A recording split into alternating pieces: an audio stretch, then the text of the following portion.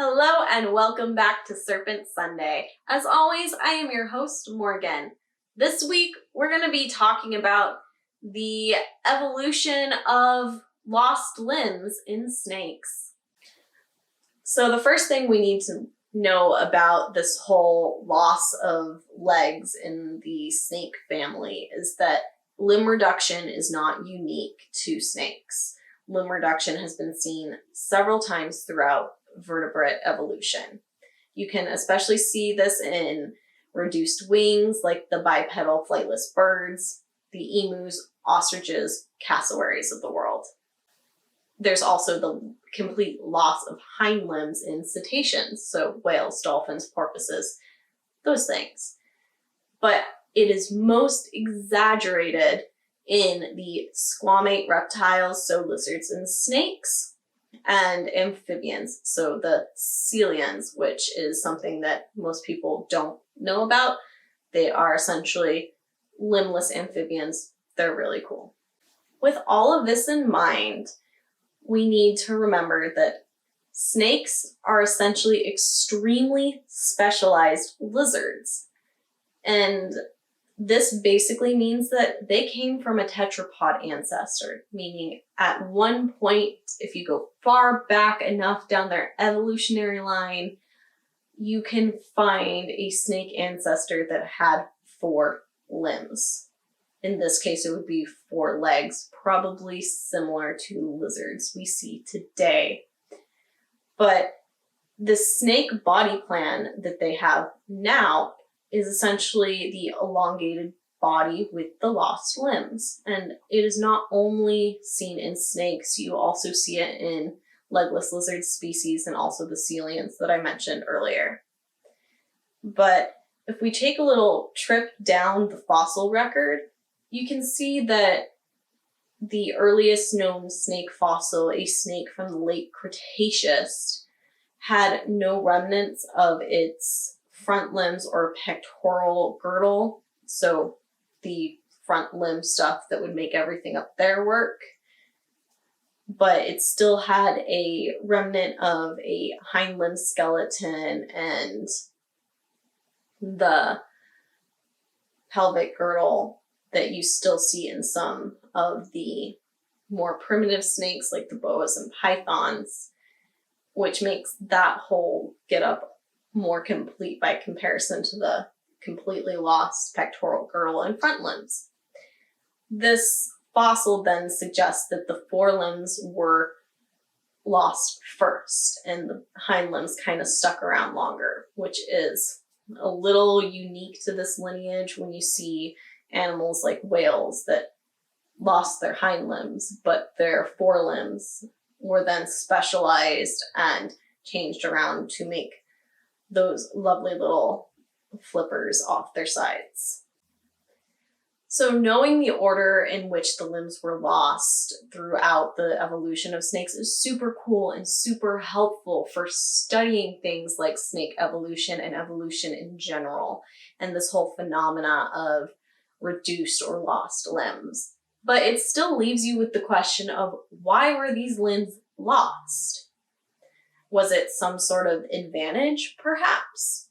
Well, there has been a fairly recently published study that did look at this question, but they used a genus of skinks with species that range from fully lizard-like with 4 limbs all the way down to snake-like with extremely reduced or no limbs. And they chose this genus because of all the representatives of the different body plans there. And their hypothesis was that the loss of limbs was sort of a trade-off for specifically a more fossorial lifestyle, meaning they lived primarily burrowing through things like soil or leaf litter. And the hypothesis was that these lost limbs would be more useful in that fossorial environment. However, bringing them back to the surface, they would not do as well. Now, they put these species through different trials that tested movement in different sorts of environments. And what they did find was that less limbs did seem to be advantageous in these fossorial settings. However, the interesting thing was when they came back up to the surface, there was no difference between having limbs and not having limbs. So this kind of suggests that the loss of limbs may have, yes, been evolved for a creature that was more fossorial. But then snakes reemerged onto the surface. We have species that conquer pretty much any habitat you can find.